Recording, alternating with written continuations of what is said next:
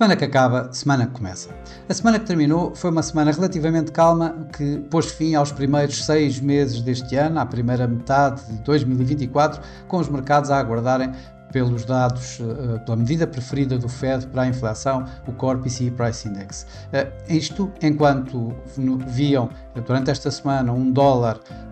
a subir, um yen a cair e ainda acompanhavam as sondagens relativamente às eleições em França. Tudo isto enquanto continuávamos a ouvir vários comentários de vários governadores da Reserva Federal dos Estados Unidos que continuam a empurrar para mais tarde, se é que há algum corte de taxa de juros por parte da Reserva Federal este ano, isto depois das últimas projeções dos próprios membros da FOMC terem apontado apenas um corte de taxa de juros para este ano.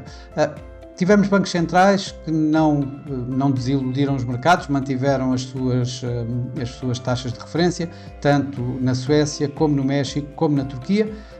No entanto, aqui o Riksbank da Suécia apontou a probabilidade de um aumento suplementar do corte de taxas de juros, ou seja, se na anterior reunião tinha apontado para mais 2 cortes de taxas de juros até ao final do ano, nesta reunião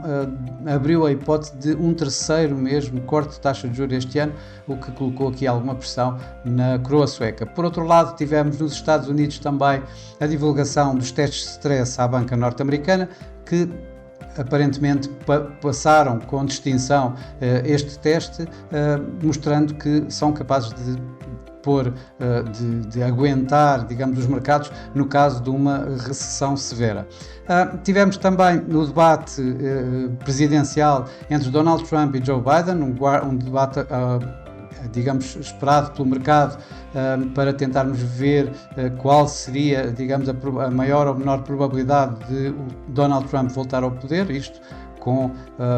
que dará, digamos, aqui alguma, pelo menos a avaliar pela última presidência, algum suporte ao próprio dólar norte-americano, mas este debate, digamos que não podemos dizer que tenha propriamente um vencedor, se bem que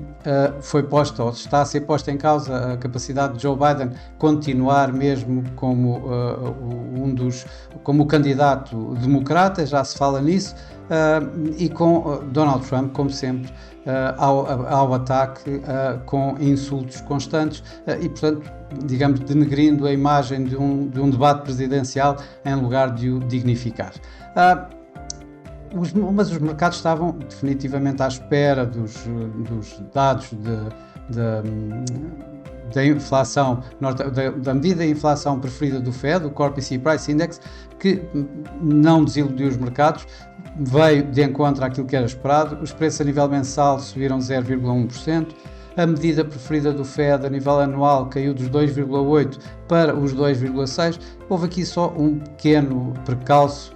foi uma revisão do número do mês passado, que tinha sido 0,2% e foi revista em alta para 0,3%. Curiosamente, o mercado, apesar de ter estado todo este tempo à espera, praticamente toda a semana, não reagiu praticamente face a estes dados em linha com o esperado. Os mercados acionistas nesta semana acabaram por ter algum comportamento misto. Na Ásia tivemos,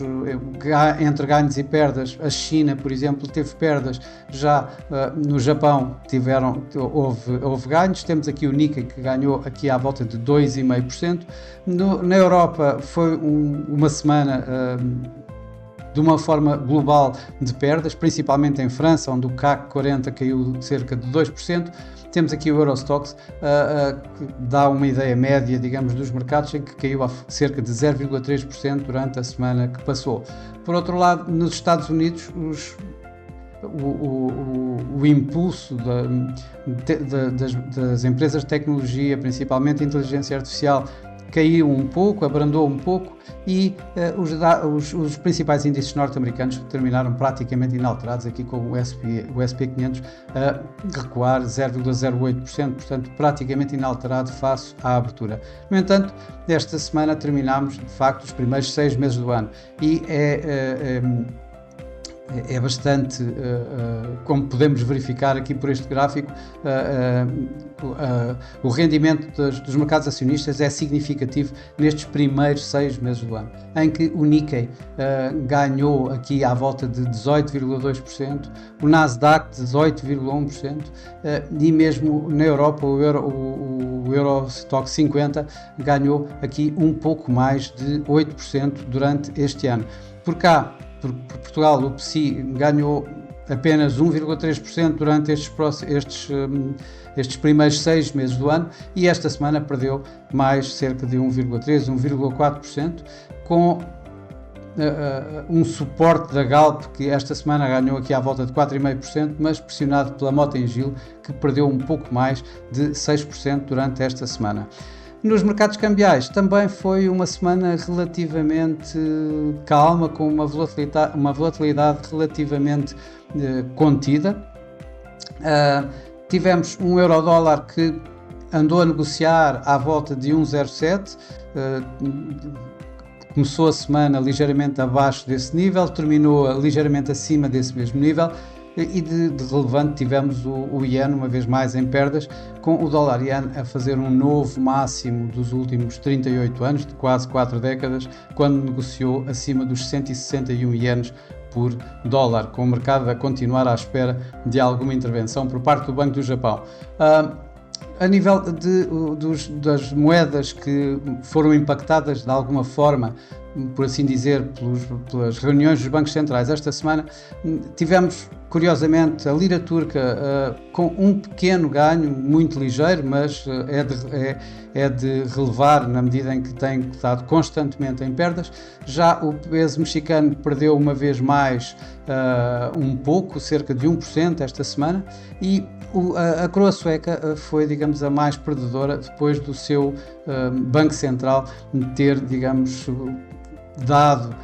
abrindo a porta a mais cortes de taxa de juros do que aqueles que estavam a ser esperados pelo próprio mercado. Em termos dos primeiros 6 meses do ano, observar que o Iene é o grande perdedor.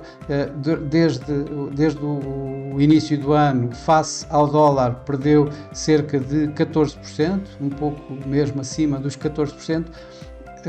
Este desempenho negativo só é ultrapassado pelo real brasileiro, que este ano, face ao dólar, perdeu também cerca de 15%. No mercado de commodities, esta semana também foi uma semana relativamente calma, em que tanto o ouro como o petróleo registaram ganhos, o ouro um pouco menos do que o petróleo. Em termos dos dos primeiros 6 meses deste ano, estas duas matérias-primas também registram ganhos consideráveis, curiosamente bastante idênticos. O ouro, desde o princípio do ano, subiu cerca de 12,5% e o petróleo cerca de 12%. A semana que vai começar agora vai ser uma semana em que os mercados vão estar a olhar para as eleições e para os dados económicos, além do Fórum do Banco Central Europeu em Sintra. As atenções vão começar por estar em cima, digamos, do resultado eleitoral, primeiro o deste domingo em França, onde é esperada uma vitória do partido de extrema-direita de Marine Le Pen, mas onde poderá não ter, digamos, a maioria necessária para governar em maioria, e portanto vamos ter, digamos, provavelmente a tal segunda volta no próximo fim de semana. A meio da semana vamos ter as eleições no Reino Unido, aí parece não haver grandes dúvidas, todas as sondagens apontam para uma vitória retundante do Partido Trabalhista e uma derrota forte do Partido Conservador de Rishi Sunak, do atual Primeiro-Ministro no Reino Unido. Os mercados estão à espera já há muito tempo deste resultado, pelo que não se esperam qualquer impacto, digamos, nos mercados financeiros nestas eleições. Por outro lado, o mercado vai estar bastante atento ao que se vai passando em Sintra, no Fórum Anual de Bancos Centrais, onde irá já estar, claro, não poderia faltar Christine Lagarde, como Presidente do Banco Central Europeu, e onde vão estar outros representantes e outros responsáveis de bancos centrais, em que, obviamente, a figura de proa mais proeminente é Jerome Powell, o Presidente da Reserva Federal dos Estados Unidos, e o mercado continua atento a qualquer palavra que possa vir destes discursos durante esta semana, nos primeiros 3 dias da semana. O mercado estará à espera também dos dados da inflação na Europa. Em termos mensais, o mercado estima um aumento de preços na ordem dos 0,2%, com o índice de preços do consumidor a cair de 2,6% para 2,5% e a inflação subjacente a baixar de 2,9% para 2,8%. Pelo meio, vamos ter o Dia da Independência, um feriado nos Estados Unidos, isto antes de mais importantes números nos Estados Unidos, nomeadamente os non-farm payrolls, o número de novos postos de trabalho, que depois do número um número bastante elevado e inesperado no mês passado de 272 mil novos postos de trabalho, é esperado este mês que mostre ainda assim um número bastante sólido, mas abaixo novamente dos 200 mil, na ordem dos 189, 190 mil postos de trabalho. Obviamente que o mercado vai estar ainda também bastante atento a outros indicadores, como as vagas de emprego JOLTS, que é esperado caírem também dos 8,06 milhões do mês passado para ficar mesmo abaixo dos tais 8 milhões, à volta dos 7,9 milhões de novas vagas de emprego, e ainda os dados de atividade económica do ISM, em que é esperado que o índice, o PMI manufatura da ISM, que registre uma pequena subida, mesmo assim ficando em terreno de contração, enquanto o índice de atividade de serviços possa recuar um pouco, mas ainda assim ficando em terreno de expansão. Para já é tudo. Desejo a todos uma boa semana, bons negócios, e para a semana cá estarei com um novo Semana que Acaba, Semana que Começa. Até lá!